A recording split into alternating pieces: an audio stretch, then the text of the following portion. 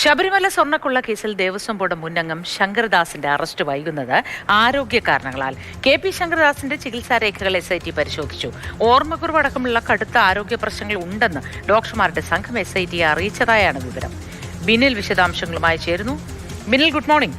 ഓർമ്മക്കുറവ് അടക്കമുള്ള ഗുരുതര പ്രശ്നങ്ങൾ ഉണ്ട് എന്ന് ഡോക്ടർമാർ അറിയിച്ചതായാണല്ലോ SIT പറയുന്നത്. അങ്ങനെയെങ്കിൽ ഇനി എന്തായിരിക്കും ശങ്കരദാസിന്റെ കാര്യത്തിൽ SIT എടുക്കുന്ന നടപടി? Good morning Moti. 2019 Thiruvithamkur Devaswom board അംഗങ്ങളിൽ ഇനി അറസ്റ്റിലാകാനുള്ളത് കെ.പി. ശങ്കരദാസാണ്. കെ.പി. ശങ്കരദാസ് ഇപ്പോൾ ഈ സ്വർണ്ണക്കൊള്ള കേസിലെ പ്രതിയുമാണ്. പക്ഷേ അറസ്റ്റ് വൈകുന്നത് എന്തുകൊണ്ട് എന്ന ചോദ്യമാണ് ഡിസംബർ 19 ഹൈക്കോടതി സിംഗിൾ ബെഞ്ച് ഉയർത്തിയത്. അതിരൂക്ഷമായ വിമർശനമാണ് കോടതിയുടെ ഭാഗത്ത് നിന്ന് വന്നത്. എന്തായാലും ശങ്കരദാസിന്റെ ആരോഗ്യനിലയാണ് അറസ്റ്റ് വൈകുന്നതിനുള്ള കാരണമായി ഇപ്പോൾ SIT വ്യക്തമാക്കുന്നത്. ശങ്കരദാസിന്റെ മെഡിക്കൽ രേഖകൾ വിദഗ്ധ ഡോക്ടർമാരുടെ സംഘത്തെ കൊണ്ട് SIT പരിശോധിപ്പിച്ചു.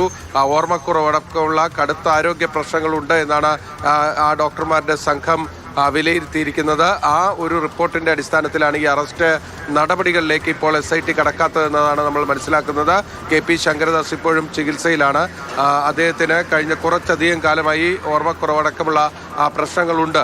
അത് ഇപ്പോൾ രൂക്ഷമായ അവസ്ഥയിലാണ് എന്നതാണ് SITക്കും ബോധ്യപ്പെട്ടിരിക്കുന്നത്. അതുകൊണ്ടാണ് ഈ അറസ്റ്റ് നടപടികൾ വൈകുന്നത് എന്നതാണ് നമുക്ക് മനസ്സിലാകുന്നത്. പക്ഷേ അറസ്റ്റ് പൂർണ്ണമായും ഒഴിവാക്കാൻ കഴിയുമോ എന്നത് സംബന്ധിച്ച കാര്യങ്ങളൊക്കെ നിയമവിദഗ്ധരുമായൊക്കെ കൂടിയാലോചിച്ച ശേഷമായിരിക്കും SIT അന്തിമ തീരുമാനമെടുക്കുക. കാരണം ഹൈക്കോടതി സിംഗിൾ ബെഞ്ച് ജാമ്യ ഹർജിയിൽ ഇക്കാര്യത്തിൽ കടുത്ത നിലപാട് തന്നെയാണ് സ്വീകരിച്ചിരിക്കുന്നത്. നമ്മൾ ഹൈക്കോടതിയുടെ ആ വിമർശനത്തിന്റെ കാലപരിധി കൂടി നോക്കിക്കഴിഞ്ഞാൽ ഹൈക്കോടതി വിമർശനത്തിന് പിന്നാലെയാണ് കെ.പി. ശങ്കരദാസും മറ്റൊരു ബോർഡംഗമായ വിജയകുമാറിനെയും ഈ കേസിൽ പ്രതിയേർക്കുന്നത് എന്നത് പോലും നമുക്ക് മനസ്സിലാവും. കാരണം ഡിസംബർ 19 ഹൈക്കോടതി പത്മകുമാറിനൊപ്പം ഈ തീരുമാനമെടുത്ത മറ്റ് 2 ബോർഡംഗങ്ങളും ഒരുപോലെ കുറ്റക്കാരാണിതിൽ.